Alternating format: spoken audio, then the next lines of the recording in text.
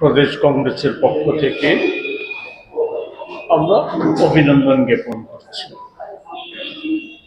আমার সাথে আজকে উপস্থিত আছেন প্রদেশ কংগ্রেসের অন্যতম সহসভাপতি, ত্রিপুরার শিক্ষক কর্মচারী আন্দোলনের একেবারে প্রবীণতম অন্যতম নেতৃত্ব শ্রী শান্তিরঞ্জন দেবনাথ মহাশয়।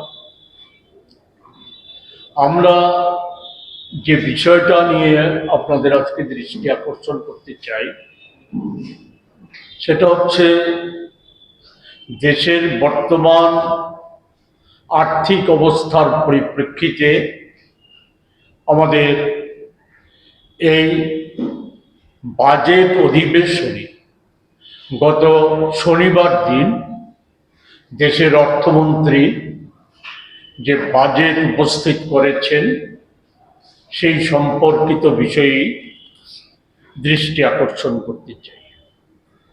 স্বভাবতই আমি আপনাদের থেকে একটু সময় চেয়ে নিচ্ছি, যেহেতু কতগুলি বাজেটের কতগুলি গুরুত্বপূর্ণ দিক সম্পর্কে আমাদের দৃষ্টিভঙ্গিটা একটু খোলাসা করে বলা প্রয়োজন। সে কারণে হয়তো খানিকটা আমি চেষ্টা করব যত সংক্ষিপ্তভাবে বিষয়টা উপস্থিত করা যায়, আমাদের যে বক্তব্যটা তুলে ধরা যায়, হয়তো খানিকটা সময় লাগতে পারে। তার জন্য আগেই আপনাদের কাছে ক্ষমা প্রার্থী। আমরা যেটা লক্ষ্য করে আসছি যে বিজেপি দল এবং তার যে রাজনৈতিক অভিভাবক আরএসএস বরাবরই দেশে ধর্ম বর্ণ জাত এগুলিকে কেন্দ্র করে বিভাজন করার নীতি এগুলি চালিয়ে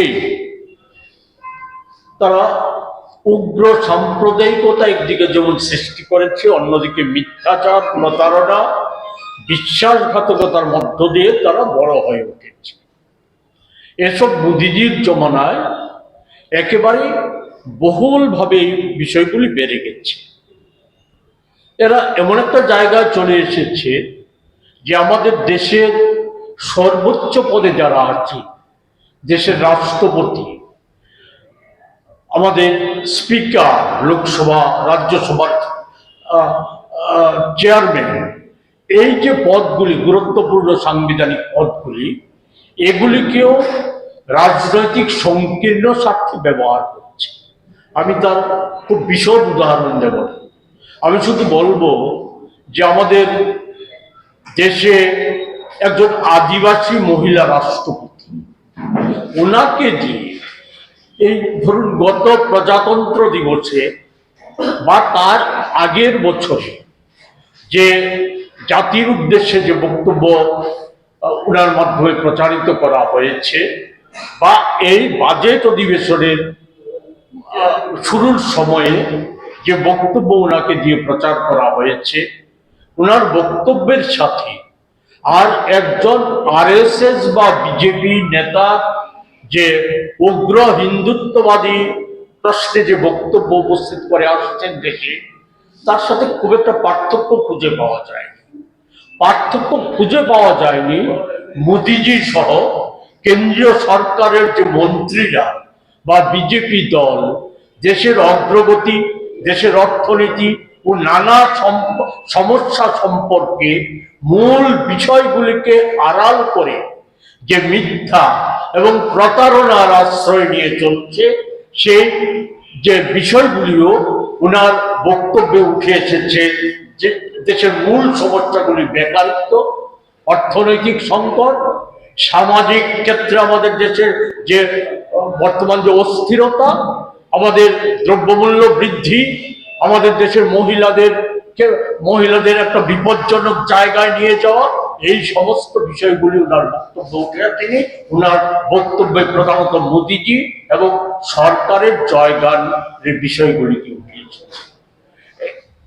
এর পরবর্তী সময় আমরা দেখেছি যে প্রাক বাজেট বক্তৃতায় দেশের প্রচলিত অর্থনৈতিক যে সমস্যা, বিশেষত আমি বলতে চাই গত 24 অক্টোবর মাস থেকে জানুয়ারি পর্যন্ত আন্তর্জাতিক অর্থ ভান্ডার, এডিবি, এশিয়ান ডেভেলপমেন্ট ব্যাংক বা বিশ্ব ব্যাংক এবং আমাদের দেশেরও রিজার্ভ ব্যাংক, দেশের প্রকৃত যশা অর্থনীতিবিদরা, বা আমি যদি ধরে নেই যে মোদিজির যিনি মুখ্য অর্থনৈতিক উপদেষ্টা অনন্ত নাগেশ্বর, ওনারা যে অর্থনীতির আমাদের যে বেহাল অবস্থা, দ্রব্যমূল্য বৃদ্ধি, জিডিপি কমে যাওয়া এবং বেকারিত্ব বেড়ে যাওয়া, আমাদের শ্রমিকদের মজুরি কমে যাওয়া, ছাঁটাই, এই সমস্ত দেশের যে দুরবস্থা, এর জন্য প্রধানত তাদের সকলেরই তারা একসরে বলেছিলেন দেশের সরকারের সার্বিক যে দৃষ্টিভঙ্গি, সর্বোপরি কর্পোরেট ঘেঁষা যে নীতি এবং কর্পোরেট দুনিয়ার অতিরিক্ত মুনাফা লাভ, এর ফলশ্রুতিতেই এসব ঘটনাগুলি আমাদের দেশে ক্রমবর্ধমান। আমরা আশা করেছিলাম যে প্রাক বাজেট বক্তৃতায় আমাদের অর্থমন্ত্রী এই বিষয়গুলি পুরোপুরি অস্বীকার করতে পারেন।